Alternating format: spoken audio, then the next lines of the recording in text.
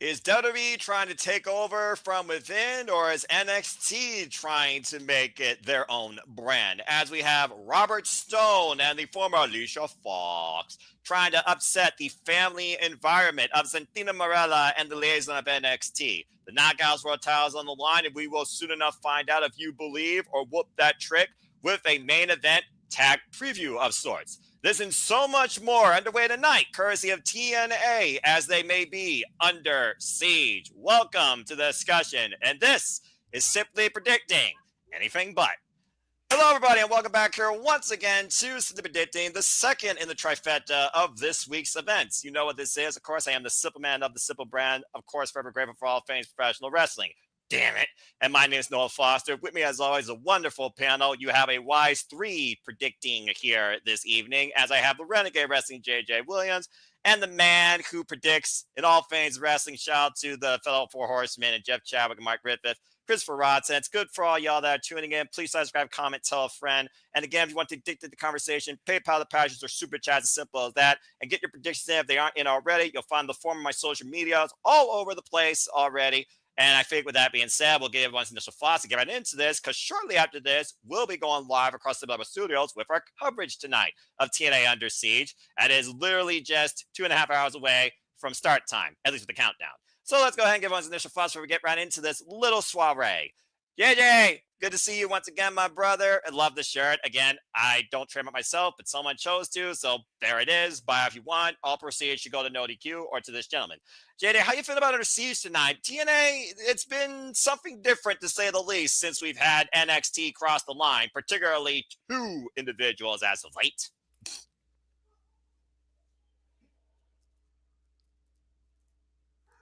Okay? Can you hear me? Yeah. Okay, that was weird. I was just like, I thought there was a delay or something. Sorry, I had a dip in my connection for a minute, so I was being quiet, so I didn't. I'm You know, about to say, yeah, the freaking broken language. So, I'm anyway. here. All right, we're here. We're happy. It's going to be great, and we're going to have a fun time. Anyway, JJ, how you feel about our siege tonight? I'm looking forward to it, man. There's some really interesting matches on the card, some matches that could really go either way. Always good to see my NXT, damn it, represented. And there's one match in particular, we'll get to it when we get there, but it really has me scratching my head about, is this all going to be a warm and fuzzy finish, or has there been some devious plotting and planning going all along? Considering who we're dealing with, that really makes my skin crawl. I think you and I are on the same wavelength as usual, but we'll get to that point when we get there. That being said, Christopher Rods, good to see you once again. Of course, the guy that predicts in all the leagues. And speaking of the league, to those out there in the TNA League, here's to the top 30 of you right now. It's Christopher Rods. You and I, DJW, and King Kieta are leading. JJ, you got to pick up some speed, bruv. But hey, represent Team DQ. You are also being a couple of the horsemen, too. But I'm still doing better in this one than I'm doing in my NXT, but that's a whole other ballpark. You don't have to bring that up if I don't bring up the leaderboard. Just outsing yourself. I think the TNA and the NXT ones should be combined because it's NXTNA now, damn it. Look, that's up for debate, all right? And maybe next year. Next year, if we're still going strong like this and both brands, then next year it'll just be an NXTNA. Maybe that'll get more people to participate in the TNA ones because their points count towards NXT and vice versa. Well, I mean, you're not wrong, because when I look at the TNA leagues and the NXT leagues, and since you said it, fudge it, it is about the same pool. And right now, Arlene, yep, she's still leading currently this year. Damn her.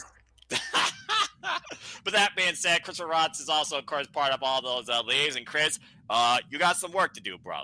But that being said, good to see you tonight. How you feel about TNA Under Siege? I'm looking forward to it. Unfortunately, I'm not going to be able to watch TNA Under Siege. I only watch TNA's big 4 pay-per-views now, like Genesis, Slammiversary, Bound for Glory, Rebellion. I'll be watching SmackDown tonight, and please, everybody, don't be spoiling SmackDown tonight for these fine gentlemen. But hey, it's going to be a good night tonight, and I can't wait to dive on in with predictions. And always say yeah to NoDQ.com. Yeah. Hey, Boss Man Aaron Griff approved. All right, and shout out to the 21 of you so far that put in your predictions, including but not limited to members of Team No DQ, like Walter. The man literally slept with me. Chris, I see yours in here. Shout out to Rob Greed, Alistair Keither, Bacon underscore space, best name ever. David Diaz, Cass, Kimberly, Dash Mars, Colin Andrew, of course, No DQ moderators, Rocco, amongst others. Not Rocco's My Life, folks. Also a great show, though. But again, folks, your predictions still matter. You still have time to get them in. You'll find it all over my X. And shortly after this concludes, because I'm sure there'll be a little bit of time left over too. But without further ado, to the predicting community, professional wrestling fans and friends, Christopher Roch, JJ, and for those that are watching on demand or live too, let's get right into it. So, yep, tonight is another TNA's Plus special. Not one of the big four, as Chris alluded to, but it's one of the ones in between. Similar to, well, let's be honest here. This is the only company with a big four that actually sticks to the actual name marquee, for Pete's sake, at least for right now. TNA Under Siege, coming to us tonight, Friday, May 23rd, from Brampton, Ontario, California. From Canada. Canada. Brampton, Ontario, Canada, excuse me. Botch. The Canada, California, both start with a CA. Y'all need to figure out geography here or try and find some way to be distinctively different. Damn it. Anyway, Canada is usually CAN, but for whatever reason, they didn't put it after Ontario. yeah, who thought of that great idea? The Prime Minister or the President? You tell me. Good grief almighty. Anyway, yes, Brampton, Ontario, Canada, eh? Shout out to our Yes. Canadian friend Ash. Don't be a dickhead. Our Subscribe to Canadian Wrestling friend. Ash. That's like a sitcom jingle. Anyway, from the Right? CAA Anytime she Center. enters the room, it's our Canadian friend. Ash.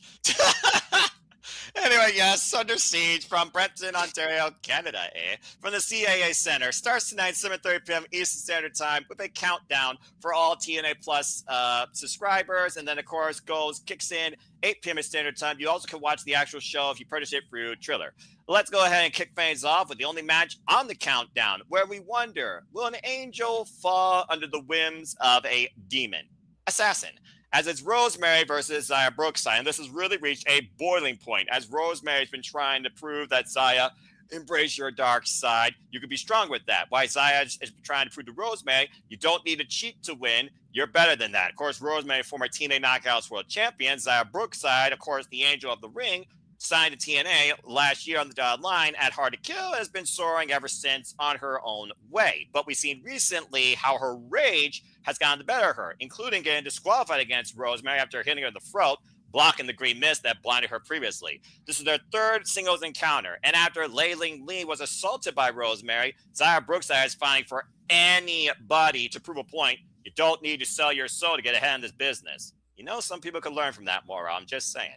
Anyway, it's Rosemary versus Brookside one-on-one on the countdown. So let's go ahead and get people's thoughts here. And as always, with the undercard, we'll have a person set the ballot for who they think is going to win. And we will only continue discussion on that match if there is a disagreement. So let's go right around the horn. And since it's a triple threat, we're just literally going to go clockwise. This means sometimes I'm going to be on the hot seat. Damn it.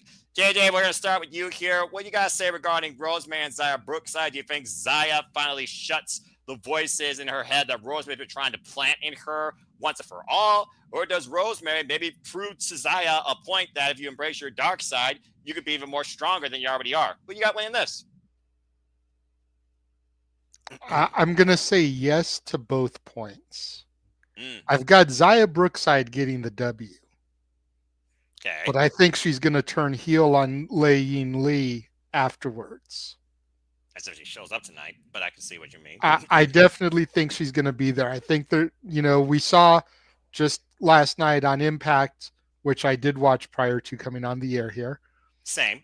We saw her and Lei Yin Lee and how beat up Lei Yin Lee was. And I still have a hard time saying that it's so fucking much to try to get out. The former Zaya Lee. Yes. Zaya Squared, as I like to call them. Damn it. Tell me that's not a great name. I'm just saying. Zaya. That's a WWE t-shirt waiting to happen. It is. And then you can even stylize it like the old X-Men 2 Marvel movie, just do the X2. Continue. But anyways, I see, Lei Yin Lee getting into the ring post match, celebrating with Zaya, and Zaya dropping her. All right. So in a way, So Zaya will get her W and silence Rosemary, and everyone's gonna think, oh well, she silenced the voices in her head. and then she embraces the dark Uh-huh. side. Something Then she embraces the dark side. well, I mean, Because hey. Zaya's one of those gimmicks where I didn't know if I could buy her as a heel. But then when we were doing the 573 watch alongs during WrestleMania week, one of those shows had Zaya in an 8-person tag match, and she was a heel in the match. I forget which show it was because we did so fucking many. But one of them had her in the match, and she was working heel, and there was something about it that I was just like, okay, I can see this working now. I can see her as a heel. And I think it's going to happen here. Oh, fair enough.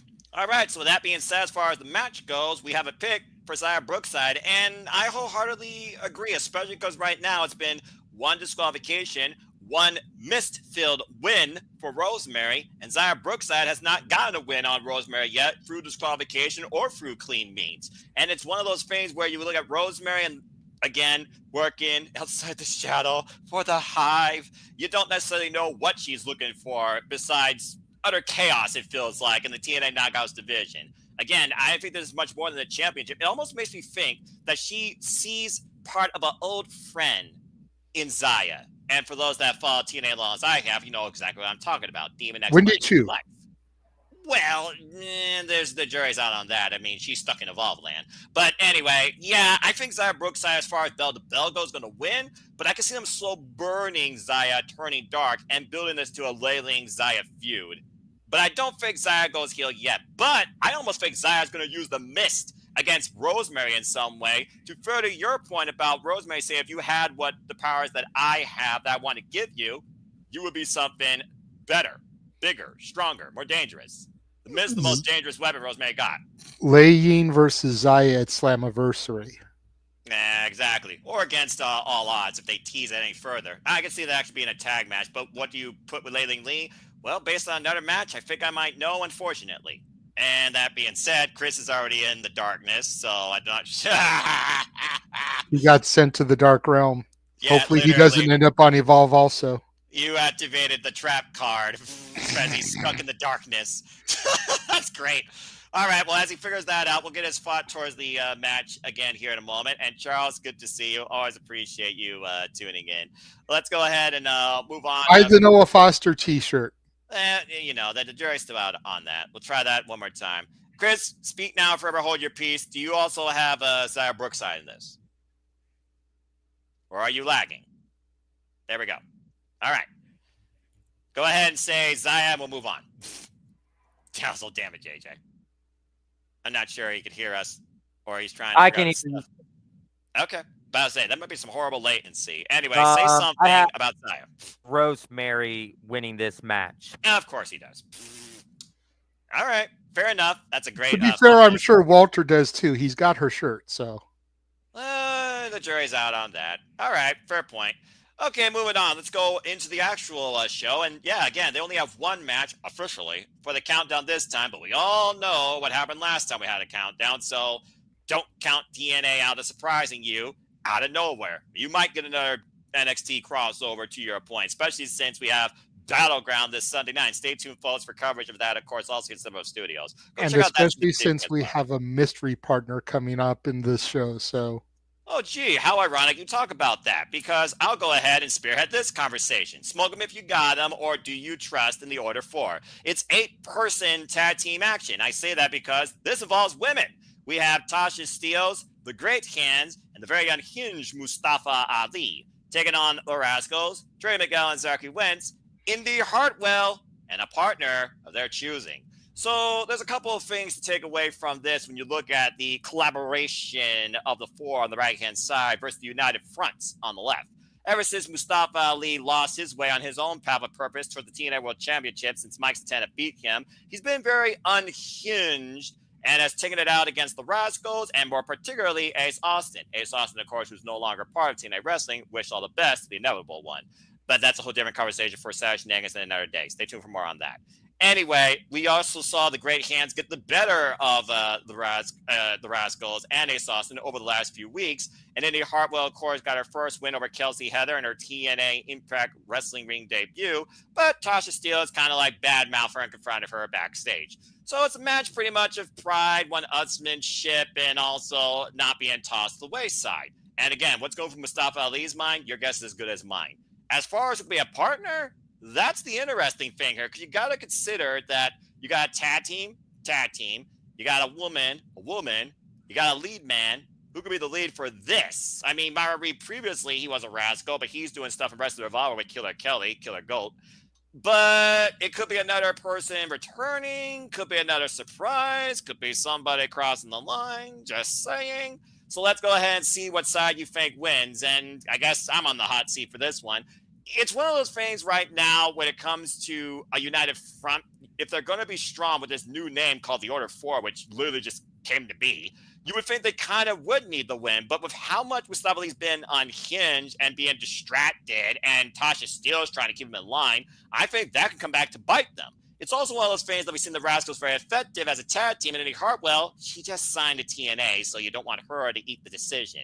I feel like with the fact that we don't know the full sum of this team, I kind of got to give it to them because I think that's going to play in their way and also tell something further against this Order 4 feud, which I think is going to go longer. So I'm going with Indy and the Rascals and their partner to take the victory. So that being said, it's a simple card. Fudge it. There's only 3 people here. Let's go around the horn and give everyone else's thoughts. Chris, we'll go to you next.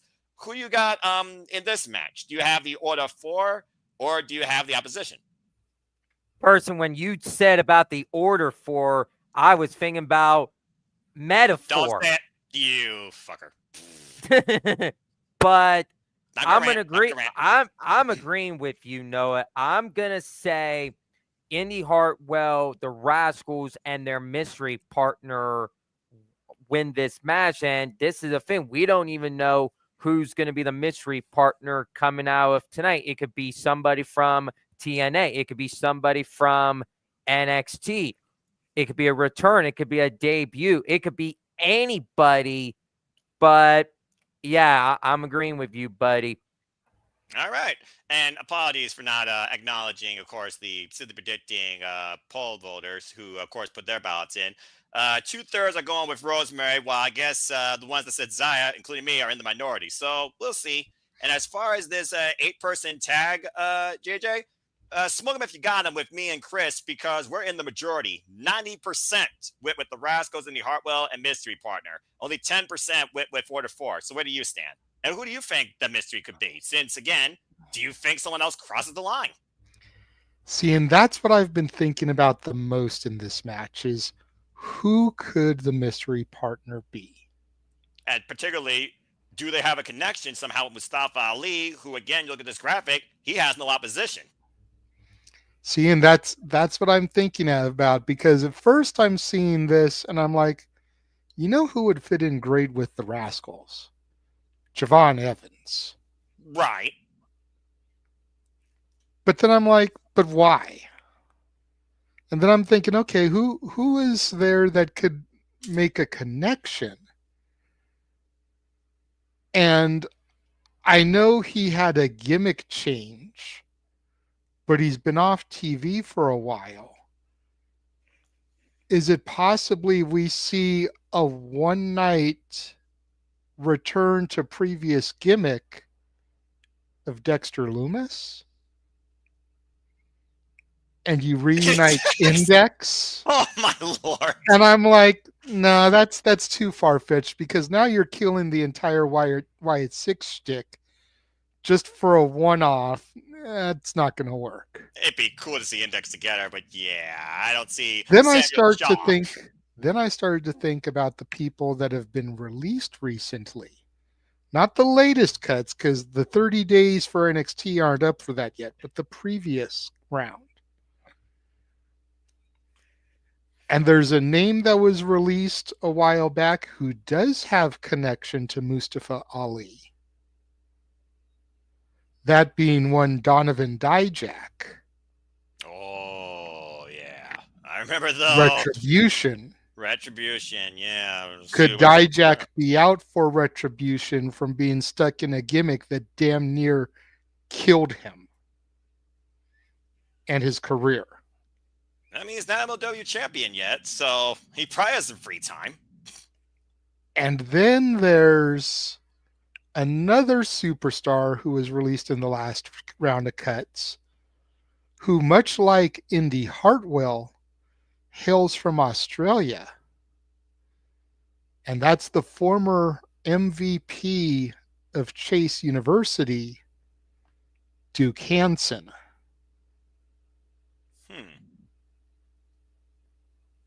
Be an interesting change up. Technically, And yes. while Duke and Indy, I don't think had a whole lot of encounters on TV. They were both in NXT for a while, and they're both from Australia. An Australian connection. So there could just be a little something there. Until I started watching Indy's blogs, I didn't know she had a good relationship with Steph DeLander. Oh yeah.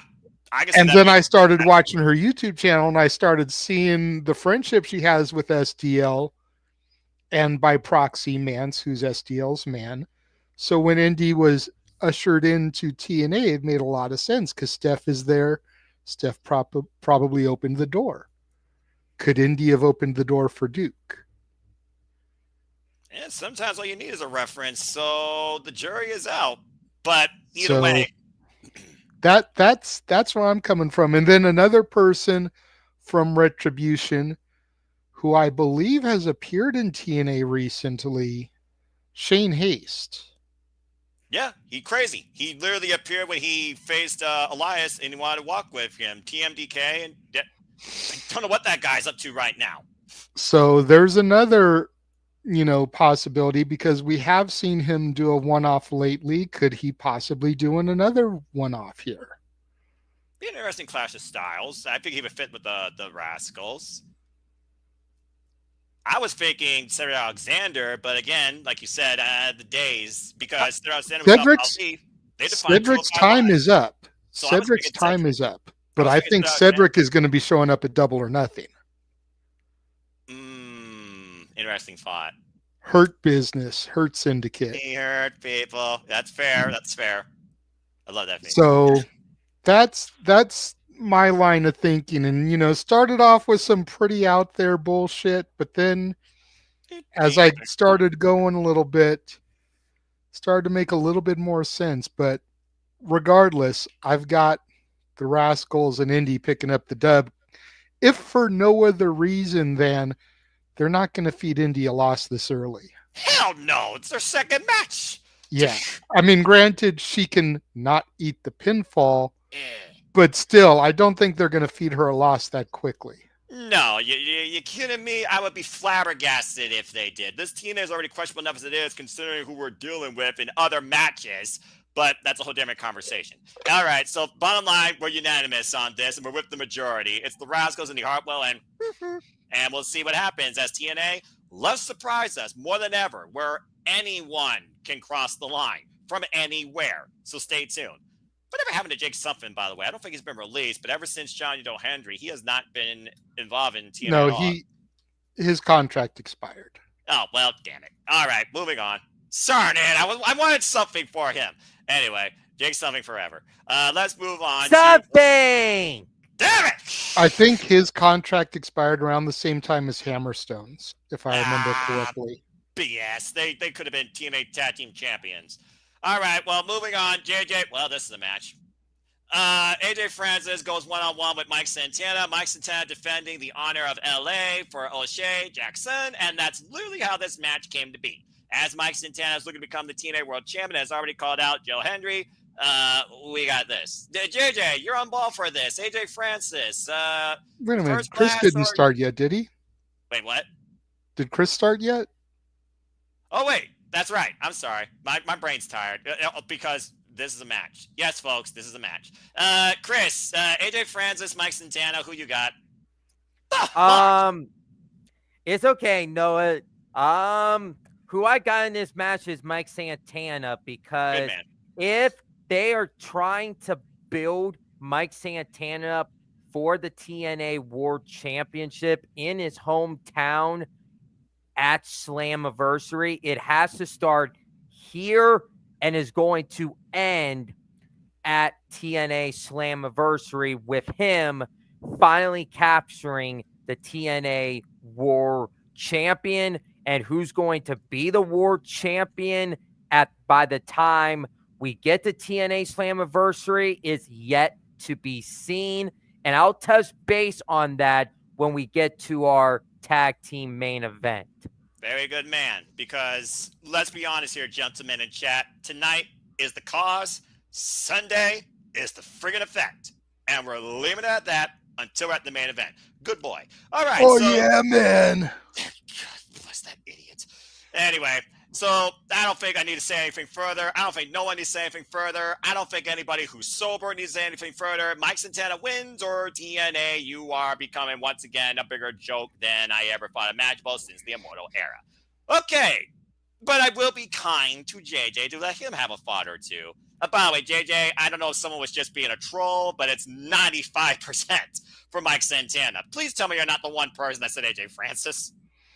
No, I don't think I did. Okay.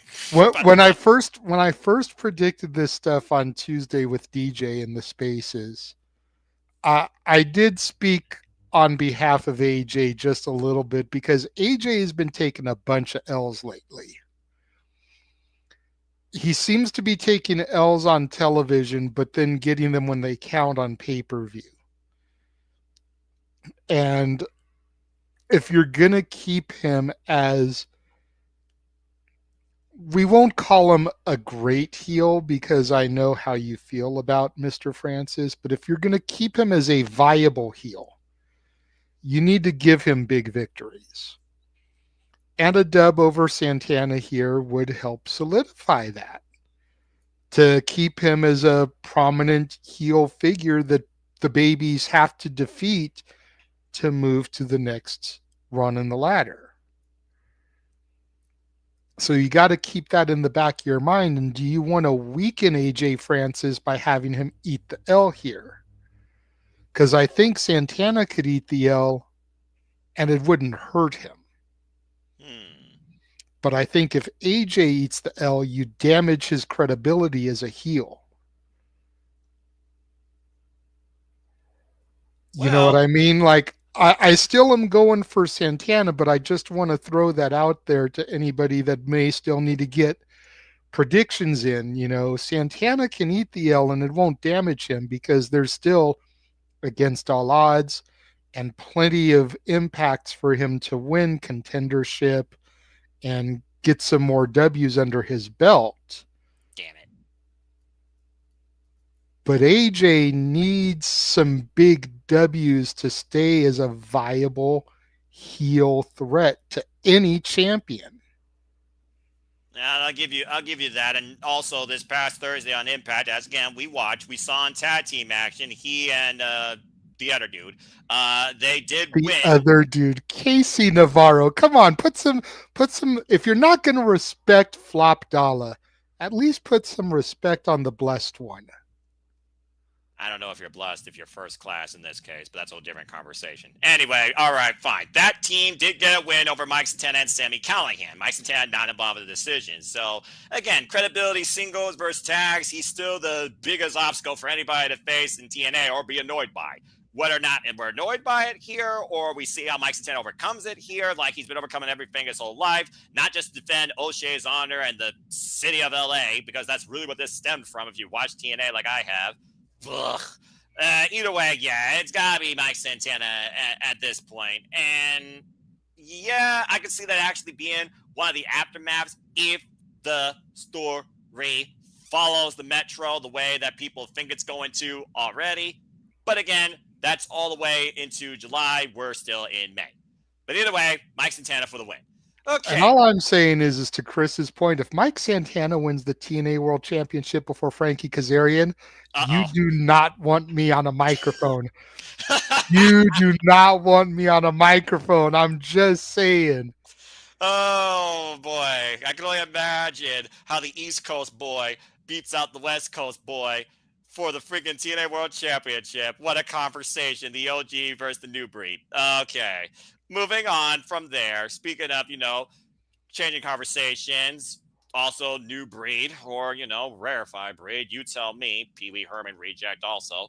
This one annoys me for multiple reasons. JJ on tap, at least it's women's wrestling, but I'm starting to really lose faith in the TNA Knockouts Tag Team Championships and Tag Team Division, especially with this.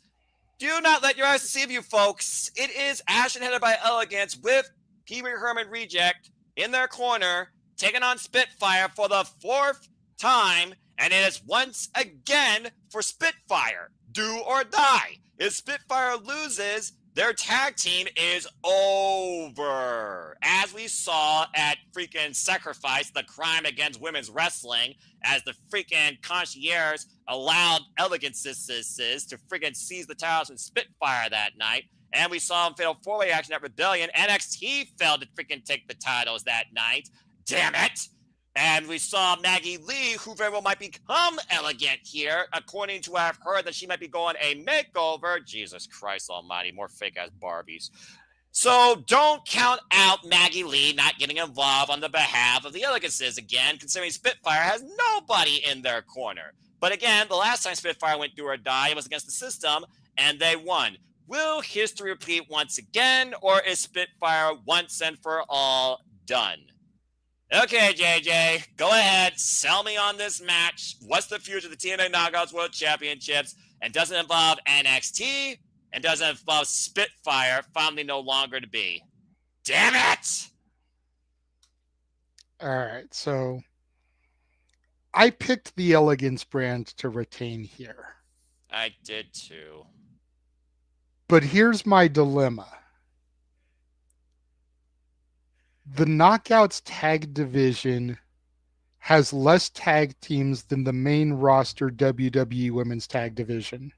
That's a damn crime and a fact. Can the Knockouts tag division afford for a team to break up? But I see more long-term promise in Danny Luna than I do Jody Threat. I won't argue that. So in order for Danny to take the next step towards being Knockouts champion, they need to dissolve. I'm not going to say Jody is holding Danny back, because far from it. They work so well together. But it's the Rockers syndrome. In order to move to the next level, you've got to dissolve.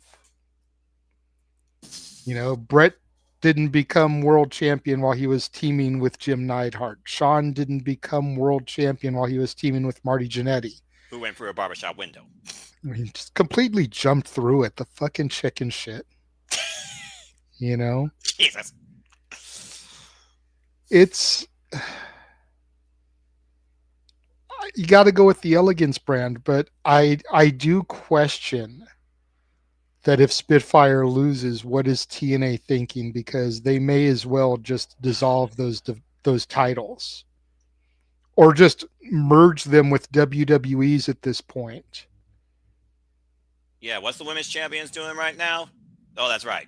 Nothing! Anyway. Oh, brother, don't get me started. That's a rant for a different day. $10 PayPal, and I'll rant on that, but not right now. All right, so he went with the... You guys heard that. $10 super chat. God bless freaking him. Anyway, he's going with the champs to retain. Critton, I will say, like I said, I agree, and right now, 66% are also going with the champions retaining and Spitfire dissolving. Spitfire only with 33% of the vote. The only way that I can see this being something of actual value towards the future is if NXT finally sees these titles with fatal influence, even if they break found Henley away from that because we saw found Henley get knocked the fuck out by Lola Vice. And we freaking used the other two, Jasmine Nix and Jesse Jane, to seize the titles. Lest we forget, they have a win here in TNA, in trios action at least, against TNA Knockouts. And also another thing I was thinking about, okay, we're trying to bring talent back. We got the Australian connection. Bring the inspiration when they actually made the tag titles matter. Or is Rosemary trying to find a new tag partner since Jessica had went into, Decay or whatever? Is she trying to turn Zion to a new tag partner? Could Zion Lee become challengers for the tag team division? You need to build a division, not break it down when you barely got anything in it already. Hell, this tag team division has not been the same since Killer Kelly and Macho Slammers lost these championships. They were going downward since then. Anyway, yeah, the Elegance is fucking retained. And what is the problem if Pee Wee Herman Reject and Maggie Elegance get involved here on Heather and Ash's behalf? God bless it. Freaking plastic Botox injected freaking bygone era diva bullshit nonsense. Freaking get cheap ass endorsement. Son of a... Chris, what's your thoughts on this match? Do you agree with the majority and me and JJ with the Elegances retaining before we move on? Well, you had a rant over there and you called one of the Elegances a fake Barbie. Well, guess what? We have a real Barbie and her name is Tiffy Time. She's the that's real one Barbie. I can actually buy into, and I don't need Mattel to tell me otherwise. But continue. Yeah, I feel like this match here is, and the fourth encounter, this is like the never-ending story of the tag team knockouts division. But yeah, who I have in this match is I picked the Elegance brand to retain the tag team champions. All right, simple enough. Moving on. I just want the personal concierge to do this. You son of a bitch! Oh, hell no! Oh, that'd be a crime against Pee Wee Herman. Justin Roberts did Pee Wee Herman justice when I went to Fright Night. He was dressed in that very suit and did that. Don't you dare even put... Moving on. Okay, well... That was a chosen gift that definitely raised my blood pressure. Damn it, JJ, you freaking idiot. Well, we keep calling him a Pee Wee Herman reject, so it's like, let's just play into it. Let me see him do that for a celebration. Oh my gosh, he does that. I will freaking reject Pee Wee Herman fandom for the rest of my life. No disrespect to Paul Rubin. Okay, moving on from there. The people have already spoken in the chat about my blood pressure going up 10 points. You would be right, but I really wonder, it wasn't a people's choice. It was Santino's choice and his choice, and will he live to regret it? Could be his last match. This is a match, but folks, it actually has a little bit more value, even if you don't care about one person because you don't know them that well. But you might know Eddie Edwards a little bit more because he's been involved in TNA a lot longer. Then again, I really wonder what's going on with the system, considering none of the other system is booked on this show. I just realized that. Anyway, it's Eddie Edwards versus Cody Deaner. Eddie Edwards, a former TNA World Champion, TNA Tag Team Champion. Cody Deaner literally is fighting right now without a contract. But Santino Marella, while we have a battle for power here that is already raising my blood so much, when we get to those matches, you might get a rant. Nope, not going to rant. Going to be a good guy. Not going to rant. Anyway, Cody Deaner, he either wins or he is out of TNA forever. This is his last chance to possibly get his TNA contract renewed. And all he has to do is be a former TNA World Champion. Good luck, buddy. Okay, straight up, seriously, without Jake Something, Cody Deaner is literally a guy right now on a boat without a freaking oar to paddle with. He's in serious trouble, dire needs. There's nobody to back him up here, because he knows the Team Morella, he's got family matters to deal with where people are already disrespecting or trying to take his authority. That's a whole different rant. But it's weird to think that I don't know if this is the end of him, or we keep talking about and teasing. Is it the end of the freaking system? Eddie Edwards, the one apparently who started the system and encouraged the system to remind them exactly you should trust them. But there's no Moose. There's no JDC. There's no Brian Myers. There is nobody else on the system side booked for this card tonight. Truth be told, probably get Alicia Edwards because Ride or Die, also Boston Trash, stay together. And it's one of those things right now where it almost feels like this show to me feels too obvious that you got to have something unexpected happen besides somebody across the line. And I think Cody Deaner pitted Eddie Edwards out of nowhere and also probably giving Moose something to crow about because Does Moose truly still trust in Eddie Edwards' vision of the system, or has he outgrown the system? I'm just saying. We already saw the man cross the line and challenge the ruler of NXT. Jury's out. But this is one of those matches that you could call wild card. And considering how close the scores are in the TNA league, you might want to consider that. But I think right now, I'm actually going to look at the poll first before I give my thoughts, because I think the people who used to follow the people's choice should get the first say in thought towards what they think. What the hell? Okay. Did not expect that. Would you believe me if I said there's a 4% difference in the votes? 52% are going with Cody Deaner. 48% are going with Eddie Edwards. I cannot believe that. Well, that being said, stranger things have happened. This is TNA. It's not Dynamite Kid, but why the fuck not? Fuck it. If I lose a point, maybe Chris will take the lead. I'm going to go with Cody Deaner, because why the fuck not? Hell, you already made me not care about women's tag team wrestling. Give me something that really makes me go crazy in a weird, bizarre way. Make this something memorable to me. I'm going to go with Cody Deaner, same as Hyde in TNA, especially because he seems like a good guy according to the work he does in school systems. I'm going with Cody Deaner. Okay, Chris, your turn. Do you got the Edwards winning, or you got Cody Deaner winning? This is a weird match. Personally, I'm going with Cody Deaner as myself. I think he is going to get his contract renewed. And yeah, I'm shocked that none of the rest of the system are in a match tonight.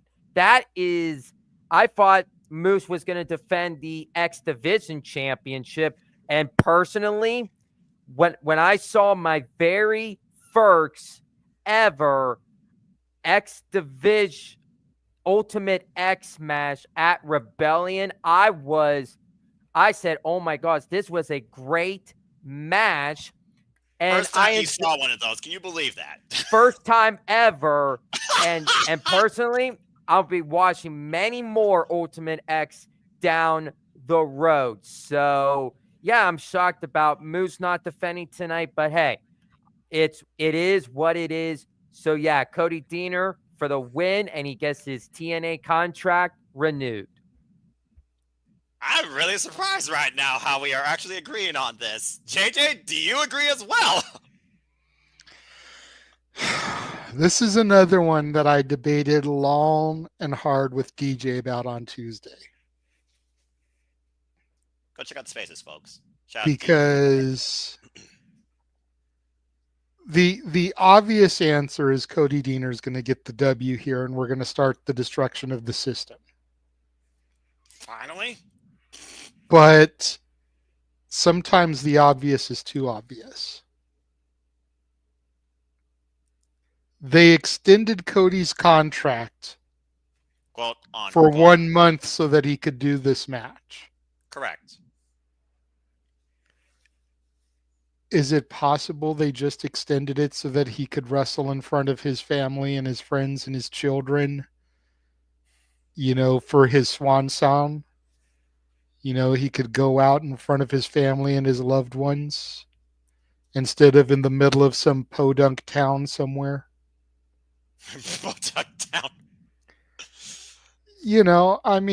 Just what have TNA done with Cody Deaner since Violent by Design was dissolved? They made him the people's choice. And that's my point. They have done nothing with him. They re-sign him. What are they going to do with him? Is he going to become the international champion and defeat Steve Macklin? I mean, Eric Young beat Nick Aldis. Just saying. Okay, but there's a big difference between EY and Cody Deaner. Even at Showtime, I'll give you that. Is Cody Deaner going to defeat Steve Macklin? Is Cody Deaner going to defeat Moose? Is Cody Deaner going to defeat Joe Hendry? How dare... No, and no. Well, the biggest ones, no. I think the last one, with all due respect, but continue. He's going to be a glorified jobber. He's going to be their version of the Brooklyn Brawler. So what's the point in tying him down to another year, another 3 years, another 5 years? Utility player? As good as it is to know that you've got a secure job, if you're not in this profession to win, you may as well get the fuck out of the promotion. You know, the Northern Armory are some of the biggest jobbers on their roster. But if you watch them on the indies, Sinner and Saint fucking are dominating the divisions. So much so that Alan Angels is actually defending his Prestige Championship against one of those very men. Yes. In a steel cage. No less. Lord. Of course, it's got to be steel cage. And personally, I like Icarus more than I like Travis Williams anyway. So I'm glad it's him that gets the shot. But I picked Cody Deaner. Oh, there you go. But I question greatly if he wins or not. Like, I know I've still got an hour or two. I may get my change in, but right. This is one of the hardest ones for me. I can't believe how hard this match is as well for all It of us. really like this is largely a throwaway match on this show, and arguably it's one of the hardest ones to call. Right? That's crazy to me. Well, either way, right now we are all unanimous with Cody Deaner. So good luck, Deaner. Let's see what you can do tonight against Eddie Edwards, and maybe you could be the answer on how you beat the system versus trust it or work it. Okay, well, moving on from there to a match that probably be much more one-sided. And while the people led that last match, I am going to still focus on the panel here. And Chris, you're on ballot next. We want to talk about family affairs. Let's talk about this match of family affairs, because I don't know about you, I don't think Santino Marella wanted to put his daughter in this situation. Robert Stone, he had no problem doing it, and now he's taking Santino's badge, crook. Let's go ahead and talk about this abuse of power, and honestly, the struggle for power. Tessa Blanchard with Robert Stone takes on Ariana Grace with Santino Marella in his corner. We saw how heated and how confrontational that debate last night got on TNA Wrestling. And ever since Robert Stone came over here to try and take over authority, he's literally upset pretty much almost all of Santino Marella's decisions. We saw last night where Robert Stone believes that he could bring more money to this company. Why Santino Marella, he loves the family that he created here. And in my opinion, TNA has always been more of a family environment than a corporate shill. You know, another company could learn something or two about that. Over glorified branding juggernaut. Anyway, the liaison of NXT with the director of authority taking on, well, I'll take that back. She did lose against Masha, yay. But still, it's Tessa Blanchard, and she is hell bent on destroying Honor Grace at the expense of Santino Marella. And I hate to say it, Robert Stone might honestly have the one gem he needs to rule TNA, whether or not he's in power. But right now, he owes Santino Marella's badge, so the jury's out. And I hate the fact that this guy is involved in TNA in a power struggle of authority figures. It pisses me off. Okay, Chris, go ahead and talk about this match. I think we all know the results, but I think we know there's more than meets the eye when it comes to this one-on-one, considering whose agenda here has bigger, more devious intentions in mind. Go ahead and talk about Iron Grace or Tessa Blanchard, and good luck to Liaison. She's going to need it. Well, who I have in this match is, I'm going to go with Tessa Blanchard to win this match. And hey, we got to give credit to Robert Stone for managing these talents. He managed the former Women's United States champion, Chelsea Green. And look where Chelsea Green is at. Everybody's been praising her on her performance as Women's United States champion. Someday she's going to be going for the World Championship. And now with Robert Stone, with Tessa Blanchard, this could work and have Tessa Blanchard get back at the TNA Knockouts World Championship. And hopefully someday Tessa Blanchard will be the Knockouts World Champion in TNA. Oh boy. So I'm going to go out the limb. Tessa Blanchard for the win. And she's going to be destroying Santino Marella's daughter. You know, Chris, I appreciate you as a friend and as a fan of wrestling with a positive demeanor, but there literally is some stuff that even you can say that really chaps my hide. And I'm just going to leave it at that. Well, that being said, he picked Tessa Blanchard, and unfortunately, he is in the majority, JJ. 76 people did pick Tessa, while 24% went against Tessa and picked Ariana Grace. And I also think he's kind of point because we know after this, we got Against All Odds and Slammiversary. How many times have we seen Slammiversary culminate somehow with big happy ending, but you still have to go through this road of nonsense to get there? And I fear that this is the first step to that, considering he possesses Santino Marella's badge. I figure that he already has power to begin with.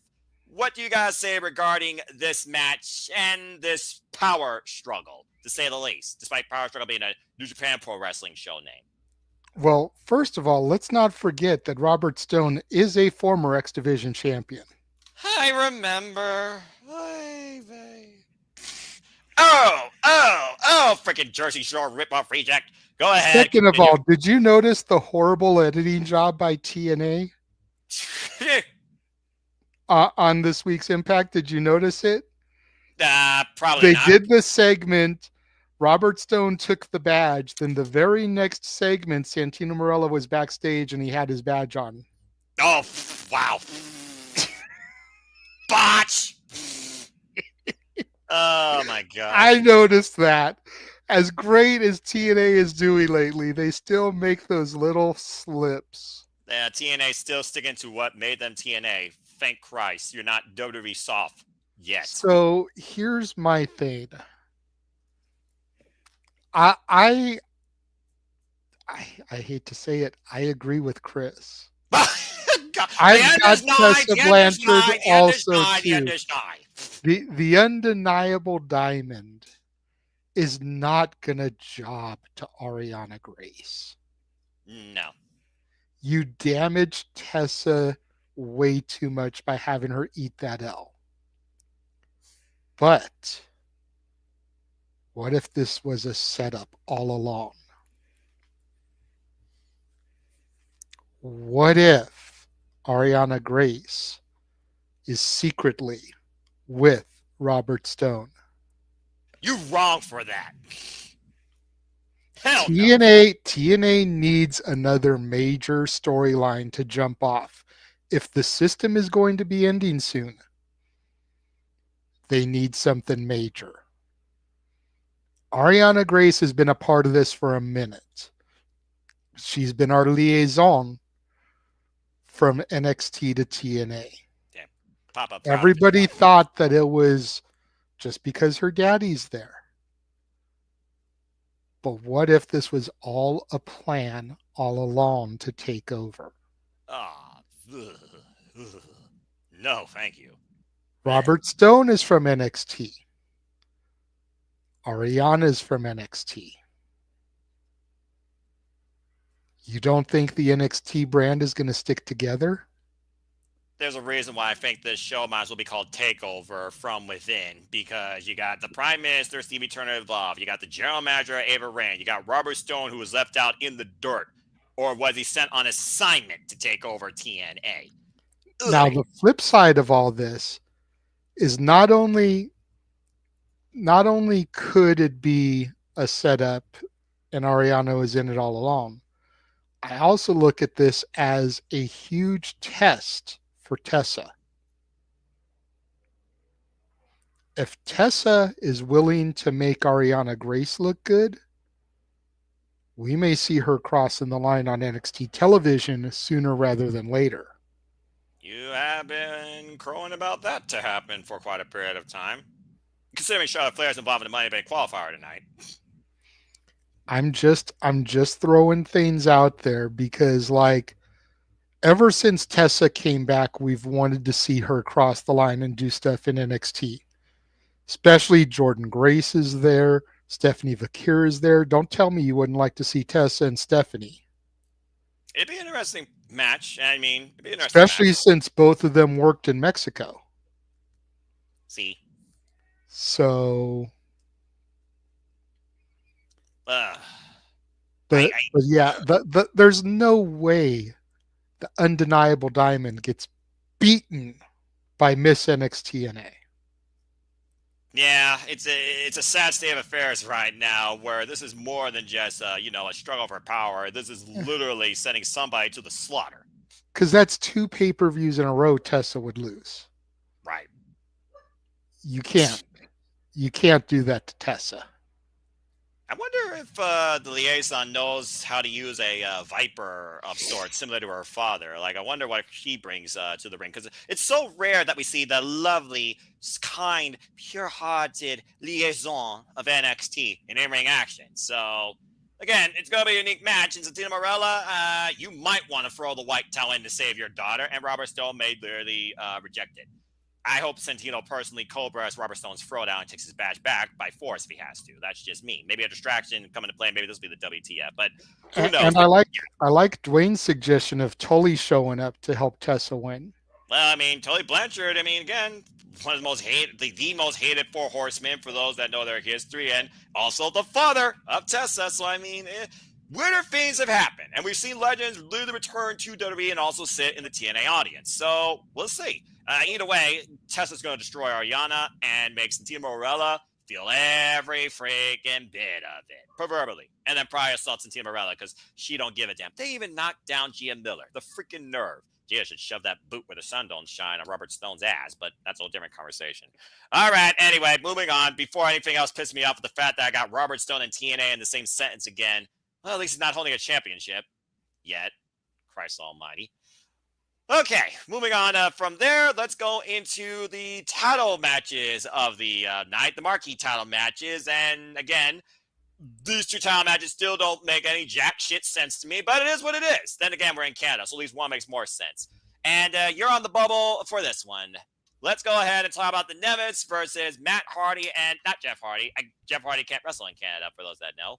Leon Slater. And since the Nemets stole the tag team championships at Rebellion against the Hardys thanks to a dick kick and a freaking cockroach crawling in for the cover named Hollywood Hunk Ryan Nemeth, they've basically made it personal against the Hardys, but we've also seen the Hardys get the better of the Nemeths, including in a singles action where Jeff Hardy got the better of Nick Nemeth, their first match, I believe, in over 15 years.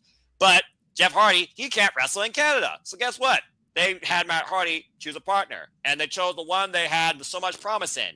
Leon Slater. Fans really came to him when Leon Slater came to Matt Hardy's aid recently on TNA Impact when the Nemeth tried to assault Matt Hardy again. So it is a TNA World Tag Team Championship match where Leon Slater has a chance to win a tag title with his idol. Or the Nemeth once again prove that they really are here to show off and show the world exactly what they are. So, JJ, what the hell is about to happen here? Do you think the Nemets actually lose the titles to Matt Hardy and Leon Slater? Or again, with this all going back to Matt Hardy more than anything else, do the Nemets put Matt Hardy in their place again? This time maybe pinning him for the win. What do you think happens here in this match? Nemets are going to retain. Yeah, it's too soon. Plain and simple. The Nemets are going to retain. The only reason I could see Matt and Leon picking up the dub, which would shock me, is if they're going to do some kind of turn with the Hardys.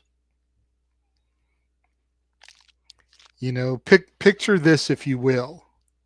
Matt and Leon win. Jeff comes back because, you know, it's after the Canadian events. Right. So now he can be on TV.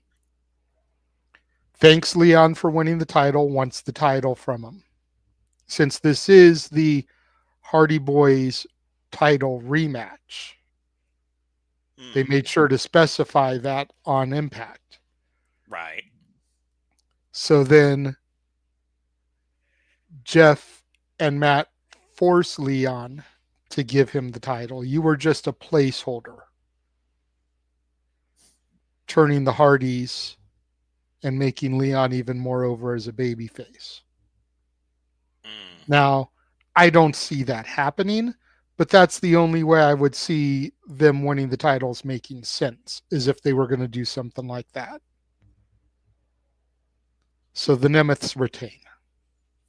Yeah, it's also one of those things where literally we're not even a full month out since they won the tag team championships. If you've all been tracking TNA like I have, they won them at Rebellion, which was the last Sunday of April. We're not even through the last Sunday of May yet. There's no way in hell they are going to transition the titles this quick unless legitimately one of the Nemeths get injured. The Nemeths are going to retain.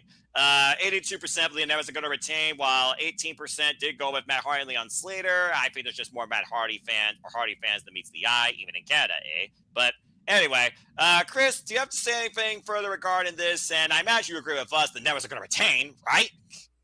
Yes, I agree with all of you guys. The Nemeths are going to retain. But the big question is, who's going to eat the fall here? Is Matt going to eat the fall or Leon?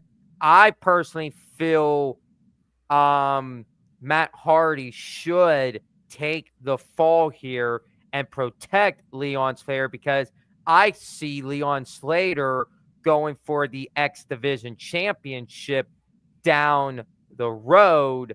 So yeah, the Nemeths are going to retain, and that's just that. Yeah, simple as that. And Charles here with his own booking philosophy. Again, Slammiversary is where big stuff happens. There's only one show, as we know, between here and there, and that is Against All Odds, as far as I believe that is correct. So, I mean, yeah, I can see that happening, honestly, and just, a full circle moment. Again, Slammiversary, where special things happen. I'm just saying. All right, well, that was pretty easy. Now let's go ahead and... Sorry, got a crick in my neck. I'm fine. Chris, you're on point for this one, as we have Masha Slavis defending the TNA Knockouts World Championship against Victoria Crawford. The fuck did she do to deserve this? Anyway, Masha Slavis, the unstoppable Russian Dynamite Force, the TNA Knockouts division, who won this title against Jordan Grace last year at Bound for Glory, already has overcome the likes of NXT's Elena Black now. Just want to make sure I make that clear for those that don't know. Of course, Tessa Blanchard submitting Tessa Blanchard, lest we forget. Already beat Ash in a match of elegance. And, of course, we also saw Masha even defend this title in Bloodsport. She's been unstoppable since last year in October. And we got this. Instead of Zara Brookside, instead of Rosemary back at some point, maybe Clockwork House at the Clockwork House of Orange debacle, instead of Lei Ling Lee, instead of Heather Reckless trying to venture out on her own. Hell, if Spitfire wasn't a thing, I think JJ might have been on point for a future challenger. Maybe Danny Luna. I'm just saying. And my dog barking's going to piss me off even more than this graphic. JJ, no. Get the fuss together. No, hold that thought.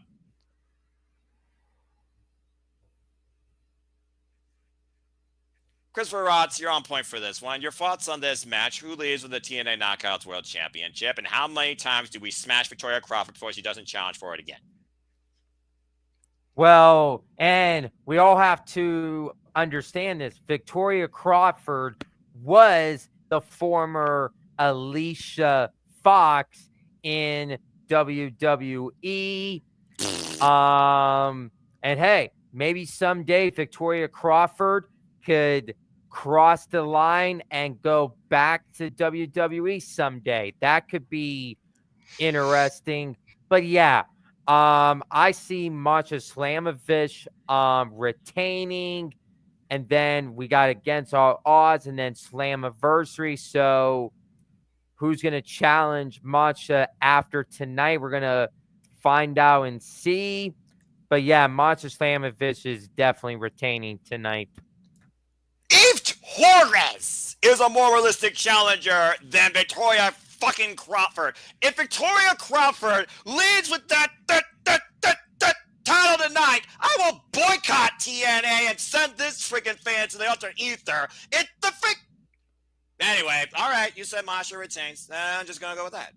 96% with Masha retaining. Thank Christ. 22 of the 23 of you. I think someone's drunk. Why somebody did pick Victoria Crawford. Okay. That being said, Masha smash, leave, give it a T-shirt, and let's move on. JJ, go ahead, give your thoughts towards this. Now, I remember very, very, very particularly when this first arrived on the scene. You said, let it play out and see what happens. Okay, I'm going to let it play out. It's played out long enough. Why the fuck is Victoria Crawford challenging for the TNA Knockouts World Championship when she has nothing to back it up as far as TNA goes? But go ahead, give your thoughts towards this and why Masha retains and try and freaking feed the story to me. Oh, look, $3.99, 8-piece chicken nuggets and a fry.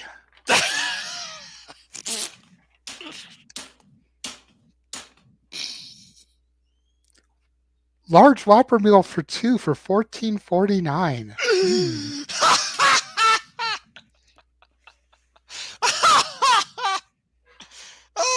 Okay, I think I proved my point.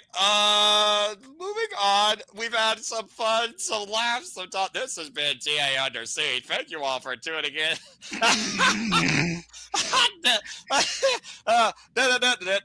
Okay, that's all, folks.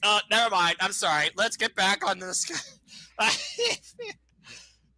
it, JJ, you fucking brilliant idiot. Oh, God. Okay. I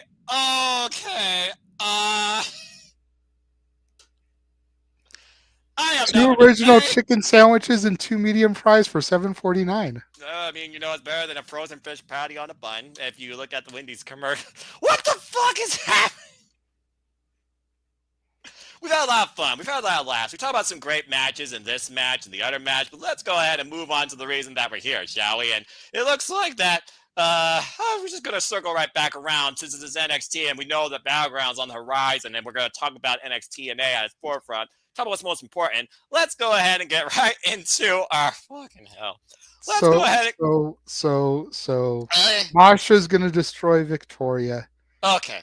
If she doesn't, then I'm going to stop watching TNA. Let's move on. I love you. You're a brilliant man. You're a brilliant friend. And again, there's nothing but pure love in wrestling.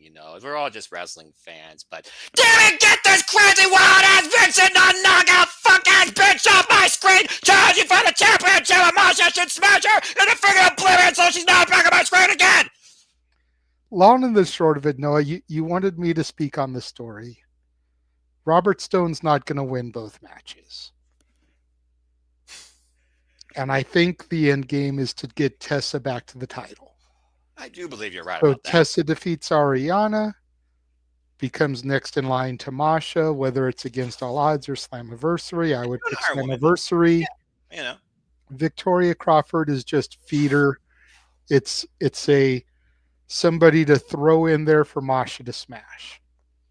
How many times do we smash Victoria Crawford before she smashed enough? I hope I learned that lesson tonight. Well, I'm pretty sure she was smashed by a good chunk of the WWE locker room, but that's a whole other story. Yeah, well, apparently not smashed enough as she's challenging for the most premier women's championship in the industry right now, not held by Timeless Tony Storm or on the other side of the world by Siri, but let's go ahead and move on.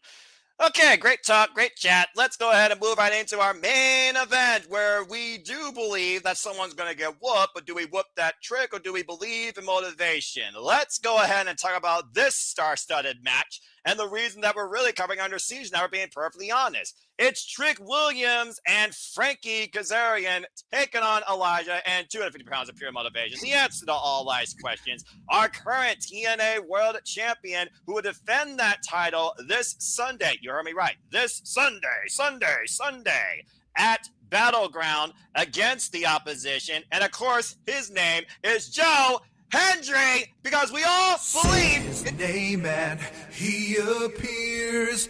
I believe in Joe Hendry. Joe Hendry! We all believe in Joe Hendry. Okay, now this is a match worth talking about. I'm glad we got plenty of time to talk about it, but I'm going to talk about it enough. So, JJ, let's talk about it. You know what's ahead. We literally talked about it. Cause and effect. we know this Sunday at Battleground, NXT is making history. Trick Williams is challenging Joe Hendry for the TNA World Championship at NXT Battleground. It was last year where Roxanne Perez had a chance to challenge Jordan Grace for the honor of NXT, and thanks to an ignorant, elegant interference, asterisk, Roxanne Perez was able to retain her NXT Women's Championship against Jordan Grace. Now, it's a whole different story here with the fact that TNA is being defended on NXT turf against a former NXT champion. But again, title's not on the line tonight, but this very well could lead to some implications. Is Trick's knee still good? Is Joe Hendry's shoulder still good? Does Frank Kazarian know where he's at after that guitar shot over the head last night by Elijah? That was a hell of a shot right there. Shout out to Jeff Jarrett. He'd be proud of that. Must have pissed him off.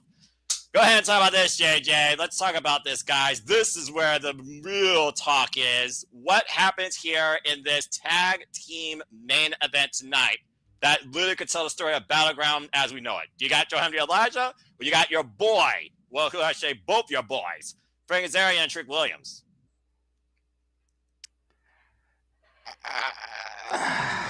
I got Frankie and Trick. Oh, look at it. Listen to the way he says that begrudgingly. I got Frankie and Trick because Zaya Brookside's not the only person I see turning tonight. I think Elijah no longer wants to walk with Joe Hendry. No, don't say that. Don't say that. And if it doesn't come here, it could come at Battleground. You think Elijah could cost Joe Hendry the TNA World Championship? I think it's always possible. I'd rather see him challenge for it. I thought he was going to challenge under that song where he said Hendry took his job. By the way, rap still whack. Joe Hendry concert rule last on NXT. Don't at me. Continue. Trick's rap performance was pretty funny too.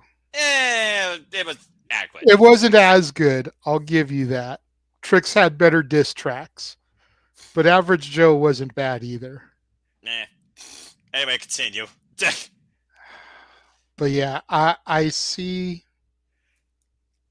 Trick and Frankie getting the dub here. And the way I write it is Frankie pins Joe. That way Frankie can lay claim to his rematch at Against All Odds.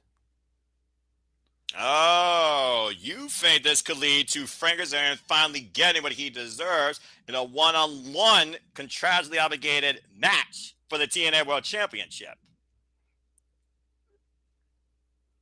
Yeah. So he's clearly going with his boy Kazarian over Trick, it sounds like, in more ways than one. Yeah, because like while Trick winning the TNA championship, I think could be good. I don't see it at Battleground. I could see it at Against All Odds.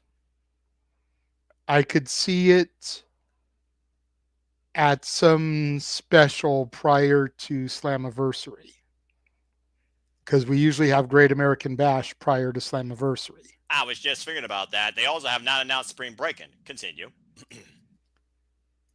I think we passed on Spring Breaking because WrestleMania was so late, and they did Stand and Deliver during the time they would normally do Spring Breaking. Spring Breaking's usually an April thing. We're now heading into summer vacation. Spring break is long gone. Places are graduating right now, Noah. You know what? That's fair enough. I just figured about the wrestling schedule, not anything else. Maybe they could do like a summer sizzler or something like that. Be conventional. Be actually creative on your branding for the first time in your life. Anyway, continue. So, but I don't see Trick as a long-term TNA champion. Was he a long-term NXT champion? Pretty good run, at least the first time. The second one wasn't as long, but the first one was a pretty solid run. I'll give you that. If Trick gets the TNA title, I think it's more so going to be just let's see how the IWC reacts to this. Oh, Jesus Christ. And if they're okay with it, because kind of need some titles to change hands during this partnership at some point, I thought I was going to have a rebellion. then maybe it's something we can pull the trigger on with something else. But the world title, like, man, that's some commitment. Mm-hmm. The tag titles, the international title, the North American title, the X Division title, I could see those. The world title, the knockouts title, those I have question marks next to. As you should, damn it. Okay, so that being said, Chris, he has said that he has Joe Hendry and Elijah. Losing. What? Losing. Losing. Do you agree? Well, when you guys were talking about like spring breaking and all the schools graduating, my mind just came to something. I'm wondering, when is Chase U gonna have their graduation? Chris, I've already had one reason for my blood pressure to go high. Hold on, no one. Hold on. Let me answer this and calm you down just a little bit. All right, fine. Chase University just reestablished. You've got to give them at least a year before they look to graduate anybody. They just enrolled new students. You can't have them graduating students in a couple of weeks. My life. Tranquilo. Not in a crit. Tranquilo. Thank you. Shush. Tranquilo. I'm fine. Everything's fine. It's fine. Everything's fine. Continue your thoughts towards this match. This match is, I'm agreeing with JJ. I have Trick Williams and Frankie Kazarian winning here. This is going to be the cause, and what's going to be the effect on Sunday. I'm actually changing my pick on Sunday. I got Joe Hendry retaining the TNA World Champion on Sunday at Battlegrounds. And then when we get to Against All Odds, if for some reason, if Elijah does turn on Joe Hendry, I personally believe it will possibly set up Joe Hendry and Elijah for Against All Odds. That'll be the filler. And then when we get into Slammiversary, that is going to be the moment that Mike Santana is going to defeat Joe Hendry and become the TNA World Champion. And we have to think about this. Joe Hendry's TNA contract is going to expire at this year. So we have to move the TNA World Champion over to the next superstar that will carry TNA into the future, and that is Mike Frankie Santana. Here we go. Here comes the yard. Now we're having fun. So you guys know my booking. I have Trick and Frankie Kazarian winning tonight. Okay, well, before we turn to further discussion, I love the fact we're looking at literally cause and effect. Let's go ahead and see what the 25 of you now put in your predictions said. 64% are actually going with Joe Hendry and Elijah. Now, I do wonder if those people actually follow NXTNA or just follow TNA, because cause and effect. Who wins in TNA most likely loses in NXT. Because Trick Williams and Frank Zane are 36%. But I honestly was thinking about when this was. Yes, I see you do have Finish making your point. So my thing is, look, Frank Kazarian is an OG, all right? I do think he deserves something for all the work he put into TNA his entire career. And I do think there is some value to his self-proclaimed king moniker, considering how much he's given to the TNA wrestling brand during all its inceptions, even when it was Impact Wrestling for a duration. I do think Kazarian challenges for the TNA World Championship somehow in a one-on-one. But my thing is this. It's either at Against All Odds or you do the baby face good moment. Kind of like how Nick Nemeth and Joe Hendry had that moment. Again, it was kind of babyface-esque at Genesis, the start of the year. The halfway point of the year is Slammiversary. Who's to say that at that point you don't get another good moment? Because, pass off respect, and then you go towards maybe the next person to challenge. I don't think Mike Santana necessarily could be a long-term champion. I think he could be transitional because I'll be honest here. I think Frankie Kazarian is going to become the TNA World Champion before the end of the year. And if they're not going to do Joe Hendry and him, Mike Santana and him, if they're going to be long-term stays in TNA, that could be the rivalry to be built maybe into the fall season. I do think Elijah is also going to face Joe Hendry because I also still believe that Joe Hendry and Elijah should have a battle amongst themselves, especially after Joe Hendry embarrassed them with that song. I do think it's a ploy. I mean, again, this is Elijah, the former Elias, that we're talking about. He was known to literally tell people, put down your cell phones and hush your mouths, all right? And while he's been, welcome in as a babyface alongside Joe Hendry, he also did just kabong Frank Kazarian, so Kazarian owes him a receipt. And I do think that also could come into play. I'm looking at this like this. I have Trick Williams and Frank Kazarian winning, but I have Elijah, the one in the fall to protect Joe Hendry. And how that plays into Joe Hendry and Elijah's friendship, I think comes down to the fallout of this match. I think Trick Williams and Joe Hendry, they fight all the way to the back, and you got Kazarian and Elijah basically just going out of here because the bigger match is this Sunday.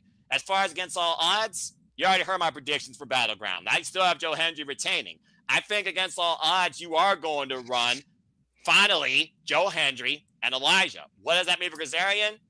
Depending on when we're over this a 40 struggle, maybe we get another big six-pack challenge or something like that, where, again, last year's Slammiversary, Kazarian was involved in the final two, lost it to Nick Nemeth, but he made it to the very end. 1 year later, he finally might get his crowning achievement. Because if they don't do a standard one-on-one, then I don't see Mike Santana winning the championship. Period, point blank, simple. But again, I'm not fantasy booking, I'm simply predicting. And as far as tonight goes, I got the opposition to Joe Hendry and Elijah winning. I got Trick Williams and Frank Kazarian. JJ, I did see your hand, so let's go ahead and open this up to further close discussion before we end this. Because this match right here is the one that has most the intrigue for me. What do you guys say? You just touched on the point that I was going to make. How did Nick Nemeth win the title? Six-pack challenge. Six-pack challenge. Bound for Glory, Ooh, which to Chris's point, Joe Hendry's contract, according to rumor, is up at the end of the year. Bound for Glory is October. Correct. So that gives him the opportunity to hold it till October, lose it there, get his contractual rematch in November, contract ends. He can phase his way out. Joe Hendry, Mike Santana, Frankie Kazarian, Trick Williams, Nick Nemeth. Insert one person here, maybe Elijah. There's your six-pack challenge. Hendry and all the people that he's kind of ran through. Surprised you didn't say all you go different page of how much they ran through him. I don't think you want to overload it with NXT. Right. Especially if you're looking to make somebody in Kazarian or Santana. And that way you can move the title from face to face without having to jeopardize anybody. Mm-hmm. Yeah, because at Genesis, we all knew who the babyface we wanted to win was, and that was Joe Hendry, and he accomplished that. While Nick Nemeth was kind of tweening then. Mm-hmm. He still was respected as a babyface to a degree, but everybody that night was going to ride if the winner was not going to be Joe Hendry. With Mike Santana in New York against Joe Hendry, could be a very similar situation in a one-on-one altercation. I think you and I hit the nail on the head, but either way, I think both Santana and Kazarian have a real shot to become TNA World Champion this year, if not both, back-to-back in some capacity. It's just a matter of who does it first. And if we literally keep going off the almost as obvious as on print ploy, Slammiversary in New York, that Santana wins it there, you gotta consider Kazarian will probably be the one that come next. Yeah, see, I was all about Santana taking it in New York if Kazarian had taken it in LA. Which he didn't. Because you could then kind of back and forth, have a rivalry grow out of it. All about that. But for Kazarian to lose in LA and Santana to win in New York, I've got a problem with that. I think Santana needs to fall in New York, just like Kazarian fell in front of his home. That way you can kind of get that groundswell coming up from underneath for both of them. Like, man, they lost in their hometown. Like, it should have been written that they take it here, but they didn't. So how are they going to finally get to that mountaintop? Bound for glory. Have them be the last two men. It might have a Bound for Glory like a gauntlet to actually determine the person that challenges for the TNA World Championship back in the heydays like they used to. You know very much about that. So, I mean, it's just one of those things right now where there is too much stock, belief, support, merchandising, insert word here, with Joe Hendry still the TNA World Champion for the duration of the future, even against the bigger names from the bigger company, let's call it what it is, the bigger recognized in NXT, including Trick Williams. Trick Williams, you're not TNA. You're not my TNA World Champion. You may be the winner tonight, but you're definitely not winning on Sunday. Joe Hendry is still TNA World Champion at the end of the day and the end of the weekend. But I do think the team loses tonight. Chris, anything further you want to add? And chat, let your thoughts be known as we get ready to close here. Or I think we pretty much dissected it as much as we can, despite you two being polar opposites, which I love, by the way. That's one of the fun to predicting. Is there anything further you want to add regarding what we said, or is that it? That's it. Simple as that. All right. Well, that being said, TNA may very well be under siege, and my blood pressure's on the rise, to say the least. But what do you all think is going to happen tonight? Who shows up? Does someone else cross the line? Who's the mystery partner? Do you believe that the main event tag team match here is going to completely break down and complete an utter disarray and chaos, with Trick Williams and Joe Hendry fighting all the way to Battleground, and Elijah combining Kazarian again, or Kazarian giving Elijah a receipt, maybe with that trophy even. I don't know if he still has that trophy with him. Let us know your thoughts in the comments down below as I look at some of your comments here real quick. One says, I believe, can't wait, join the high, fuck Tessa Blanchard. Damn. Good event. Hard to call who wins some of these matches. Yeah, especially the Cody Dean and Elijah and Eddie Owens one. That really surprised me. And what the heck? Wow. I rest my case. They just announced that yesterday. They dropped that image. All of that merch just came out, including replica tights. $45, you can get a pair of trunks that look like Joe Hendry's. Again, if you don't believe in Joe Hendry, you are living underneath a rock, to say the least. I rest my case, Your Honor. Yeah, and you brought up the merchandising, and it was like, dude, I just saw that graphic. Let me grab that real quick, because I'm not gonna lie, I kind of want those shoes. Those shoes were kind of cool. It wouldn't surprise me also if that is the case, despite tariffs on the rise and people's wallets being what they are and loading. But yeah, I mean, it's one of those things where, again, you're that popular, people buy into you. That's a great way to buy into somebody and sell them too. He's definitely keeping the TNA World Championship with that out. There's no way in hell he's losing. But tonight, he doesn't need to eat the fall, so he's protected in defeat. So that's why it makes sense for the opposition to win. But again, folks, thank you for tuning in. Again, we'll literally be going on the air with our coverage of Under Siege in a little bit under an hour. So let's go ahead and do some quick plugs. If everybody find out do. Chris, I know what your night holds in store. And again, thank you for being part of it. Good luck, of course, not only in NXT, but in TNA. And I'm sure we'll see you around. If not on the panel, we will see you also the predictions league for AEW. That leader will be out tomorrow. But go ahead and tell the people can find you. Why is your graphic only a black screen, though, to say the least? Very funny. Very funny. My screen is the last real champion, and his name is John Cena. Well, tomorrow, he's going to squash R-Truth like a tiny bug tomorrow night at Saturday night's main event. But I had a good time here on Simply Predicting. My Insta is CMROTC_1316. My Facebook is Christopher Rods. My X is CRods24. I had a good time here on Simply Predicting TNA Under Siege. And guys, this is Memorial Day weekend, so I hope you guys have a safe and blessed Memorial Day weekend. And if you guys don't have anything to watch this weekend, we all encourage you to watch wrestling. We got tonight, we got Friday Night SmackDown, we got Saturday night's main event, we got the TNA Canadian Border Brawl thing that's going to be All wrestling. happening.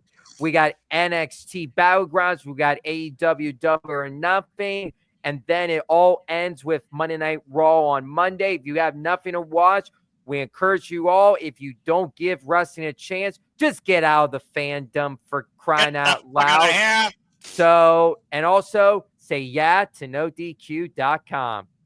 Yeah, Bossman Aaron Riff approves. All right. If only he shilled for the Simply Reliable Studios the way he shills for No DQ. Yeah, it's one of those things. But he'll figure it out eventually. It's all good.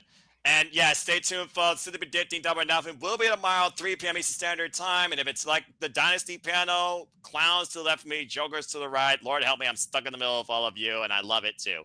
Thank you, Chris. And again, good luck tonight with Under Siege. You're free to go if you need to get dinner, get ready for SmackDown, my friend. Again, always appreciate you, and good luck as always in the TNA League. I'm staying here for the very end.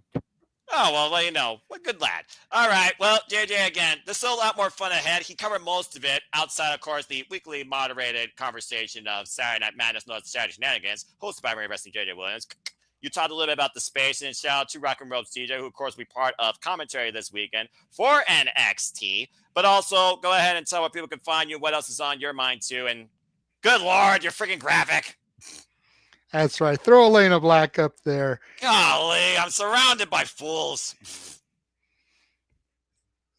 Don't make me pull up that tweet that you put out there earlier, Noah. Okay. Know what? Nope.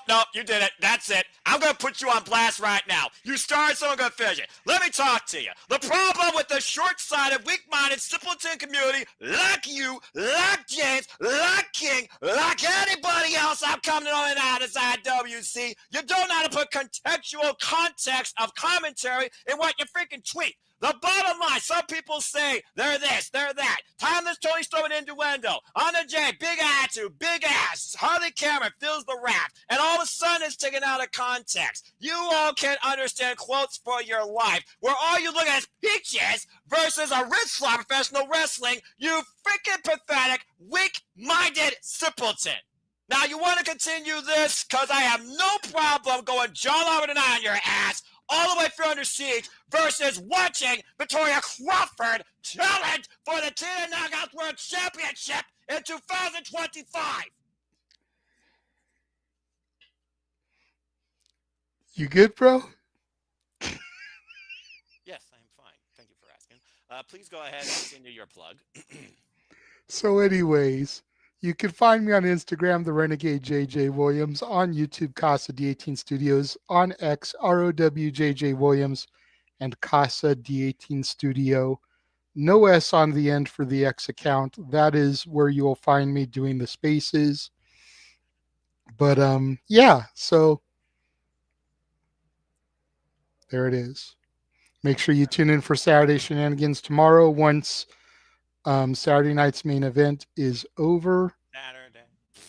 And then we've got another full week next weekend as we've got the I'm a little bit off. 2 weeks. 2 weeks we'll have another full weekend as that's the AAA show, that's Money in the Bank. There's freaking there's 2 GCW shows that weekend. Just insanity. Against All Odds will be that Friday. Another crazy week of predicting and everything in 2 weeks. Predictions, coverage, and people taking texts out of context when it comes to people that talk about they have a big ass, big attitude, and Tony Storm with every innuendo and every possible climax promo segment you could think of. How is that woman not sponsored yet by Blue Chew is beyond me, or Vogue, or whatever, some sort of enhancement drug for women and men who are too... You know what? I'm not going to go there. That's the society's problems. Honestly, that might be some of the IWC's problems. But again, what do I know? I'm a simple man and a virgin. Okay, well, thank you, JJ. And again, folks, support everybody here at the Simply Reliable Studios. And for those that may have busted, my headset, maybe it's good that my headset blown out because, again, I've been trying to be more tame and moderate with my commentary, not go all out. But you know what? Sometimes people just bring out the worst in me. Go figure. It is what it is. But yeah, some people, their graphics, they are what they are. Please support my friend Walter Cruz at Rage of Wrestling. Go follow him on YouTube, on Instagram, on the X. Simple Apple Gaming will be coming back soon, I assure you. Please follow our Canadian friend, Ash, at Batty for Wrestling or Shadow Bat Ash on the X. Don't be a dickhead. Become part of Batty's army today. You heard him talk about the spaces a little bit, so please follow the spaces with James, with JJ, with DJ. Good grief, too many J's. With Walter Cruz, in and out of the week too, on the X. The spaces schedule is right there for you too. And again, he sadly was here in the dark, but came to light. Follow Chris, appreciate you, Chris. And again, shout out to my NOLA TNA correspondent friend, Dilla. Please follow her when it's wrestling time at Rangers of Wrestling. And if you want to follow me, as he finally bid adieu, I thought he was staying here till the end. He his lied. computer was probably like, False you know, advertising. like, bye, bossy, botch. Anyway, if you want to follow and engage more with me or get more of my thoughts, no, I'm not John Oliver tonight. I don't do a freaking rant show where a little picture is on the screen there and I'm freaking half the screen and I'm ranting about the world as I know it burning in catastrophe. You can find me primarily on YouTube, on the X, at N59016 for all things wrestling. Primarily predictions, coverage, and sometimes leaving this man's head leveled on the shenanigans for the duration I'm there. But who knows? Since I'm in a better state of health, maybe I'll finally be around for the long haul for the entire thing. We'll see what happens, maybe starting this Saturday night. It really depends. But honestly, like I always encourage people, there's no winners, no losers, no betters. Just fans with opinions for this passion we all share, despite how they read text sometimes too on the social medias. But again, it's all good. And again, I just open up my thing. I scroll. I see a post from Noah Foster. I see it says like big ass or whatever the exact wording was, huge quote ass. unquote, And I'm just understand. like, Noah, this is not you to be talking about a woman's ass like that.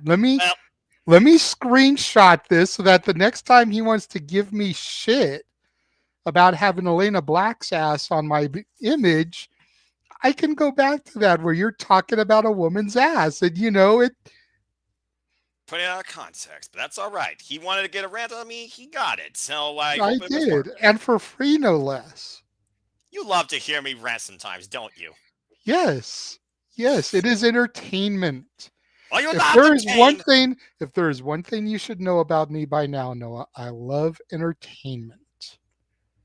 Well, and I love to entertain, I guess, the things I do And for friends. and I know how to get you riled. I'm just A waiting lot for you of to make times, a lot of times I will just kick back and I won't push the button. But every now and again, I've got to poke the bear just a little bit. and you see what happens. I can't wait to Yeah, see and that I mean, clipped. you've got Safet in the chat. We got to give the people what they want, right? He wants to see Elena Black's ass. So there you go. One more time. Sometimes I don't know why I give the people what they want so much too, but I guess it is what it is when it comes to supporting my friends and encouraging positivity and some happiness and fun into people's lives too. Go Now, for the question is Safet going to be one of the, and I'm using the word that she used, creeps that subscribes to her exclusive content page Oh, when it Lord. drops once it launches? Creeps, That sickos, that's weirdos. the word she used. She was Why, like, it's why are we doing this? it's called wrestling where I want and being able to profit off of creeps like you, I believe was her exact quote. You know, I don't know if embracing the short-sighted mentality of humanity in the internet wrestling community is the way to go for us to be better. But I guess when it comes to women, I guess it's a way for them to be more profitable. So I guess Hey, more power to them. I have no right to judge, but that's their choice and everyone else's choice for that matter. wise Okay. men or woman, I forget who originally made the quote, but long before I became a thing, long before you became a thing, there was a quote that says, if you got it, flaunt it. Well, And if that's what she wants to do, if that's what B. Priestley wants to do, If that's what SDL wants to do, and any other woman that may have one of those type of pages, who are we to fault them? If they got it, flaunt it. And if you got it, pay for it, I guess. All right, fine. That's all y'all do. I'm just waiting for you to trigger me again with another graphic, because I expect this to be a running gag now where each month there's going to be one graphic based on an individual I appreciate for wrestling that someone's going to make, and they're going to bring out the worst in me, like a freaking nuclear bomb worse than Tessa Blanchard, like you all did that one time. I'm just waiting for you all to pull that trigger again. I'm waiting for y'all to drop another bomb on Hiroshima or Nagasaki. I'm just waiting for you all to do that shit, and you see what happens. But that being said, I'm sure you all can't wait for that either. But in the meantime, you gotta wait until I'm back on your screen covering and discussing with, I believe, the Rage of Wrestling, Walter Cruz, TNA Wrestling Under Siege. But for now, I am going to bid you all a fine adieu on this fine Friday Eve. So whether or not you tune into Friday Night SmackDown or our coverage of TNA Wrestling, thank you all for tuning in once again to City Predicting. For the Renegade Wrestling, JJ Williams, say goodbye. Good night, everybody. And for me, it's a simple goodbye to remind you to believe in Joe Hendry and make a positive impact in life. And if I don't see you tonight, we'll see you some point down the line in and out here at the Cibaba Studios. Have a good day or a good night. This has been City Predicting, TNA Under Siege. Thank you all for tuning in to the madness. I apologize for raging. Have a good day or good night, folks. Thanks again. Ugh. Toya Crawford challenging for the championship. That's the biggest bullshit I've ever heard since freaking McDonald's stopped having a dollar menu. Anyway, let's go ahead and McDonald's sounds good right now. I haven't had a McDonald's in a long time. But though Marco's Pizza, pepperoni, double cheese, mushroom. Oh shit, the button. Why the freaking thing didn't click? Oh, I clicked comments. Damn it. Anyway, bye folks. There it is. The I think I'm gonna go to